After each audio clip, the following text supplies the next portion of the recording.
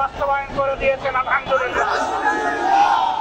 দাবি আমাদের পুরা বাস্তবায়িত হয়নি। জুলাই প্রক্লেমেশন এখনো আসেনি।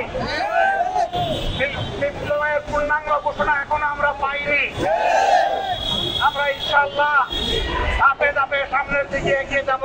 জুলাইকে আমরা হারিয়ে যেতে দেব না। এই জুলাইকেই বুকে ধারণ করে আমরা এগিয়ে যাব।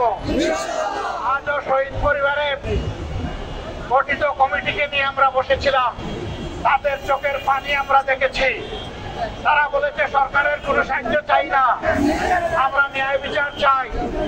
উনি হাসিনার বিচার চাই, বিচার চাই, নিষিদ্ধ চাই। আলহামদুলিল্লাহ তাদের আংশিক দাবি পূরণ হয়েছে।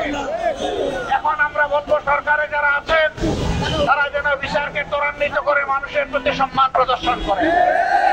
যারা সরকারে আছেন আমরা জানি, আমরা এই সবাই মিলে তাদেরকে বসিয়েছি।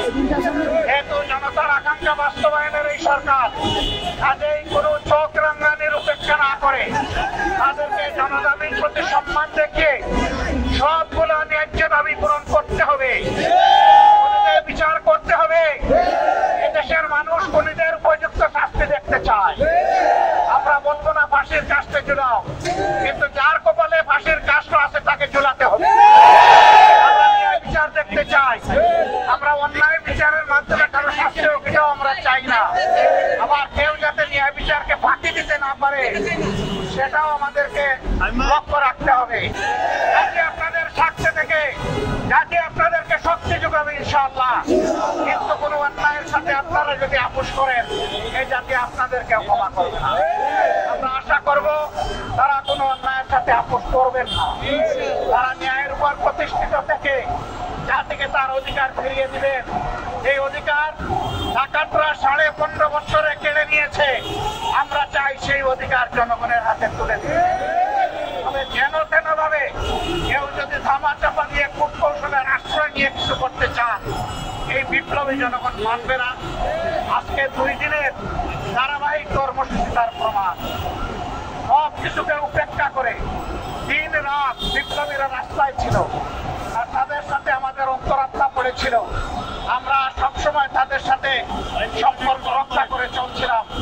আমরা পরিষ্কার বলে দিতে চাই, জুলাইয়া বাল বৃদ্ধ বনিতা শিশু মা বোনেরা সহ সবাই যেমন রাস্তায় নেমে এসেছিল, আগামী দিনে যেন আর এমন পরিস্থিতি তৈরি না হয় যে আবার আমাদেরকে রাস্তায় নামতে হবে।